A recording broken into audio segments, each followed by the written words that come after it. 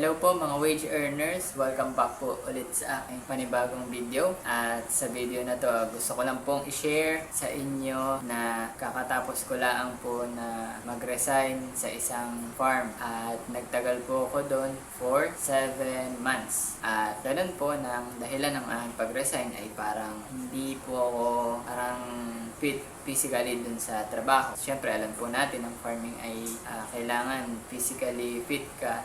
At ganun din sa aking pangatawan ay medyo weak ako sa mga ganong bagay. At ganun na nag-decide ako mag-resign. At sa oras na ito ay susubukan ko na self-employed.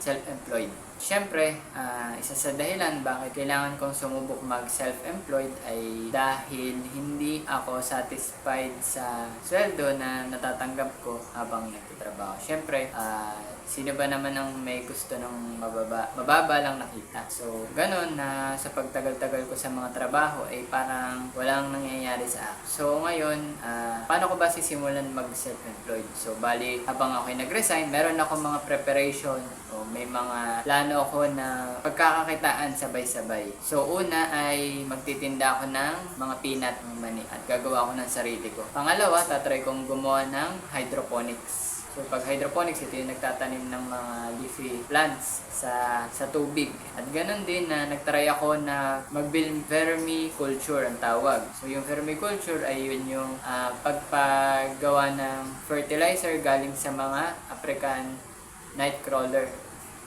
At pang-apat ay tatry ko na magluto dito ng kamote. So, dahil andito ako sa isang subdivision at ganun din na pang merienda sa mga tao na taga dito.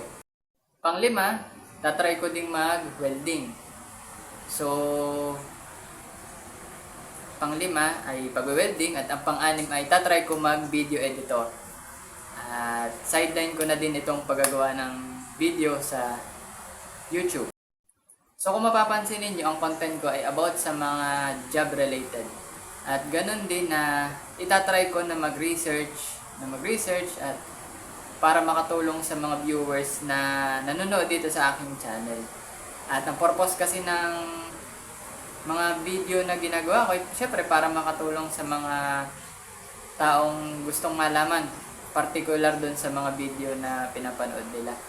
At ganun din na medyo kumikirot ang damdamin ko dahil may mga tao na nakikita sa comments na naghahanap sila ng trabaho. Kaya sa gayon, hihingi po ako sa inyo ng suporta para magtulong-tulong tayo. At isa sa goal ko ay mag-establish ng isang agency para makahanap ng trabaho yung mga tao na hirap makahanap.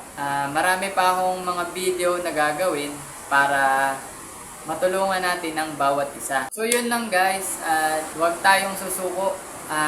Sa totoo lang, medyo sapalaran yung aking gagawin. Nakakapanghina din ang loob.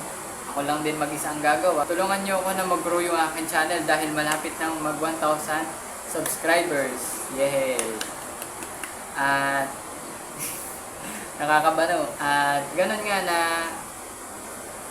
tatry ko na makatulong sa mga viewers natin. So yun lang, bye-bye po, maraming salamat at hinihiling ko na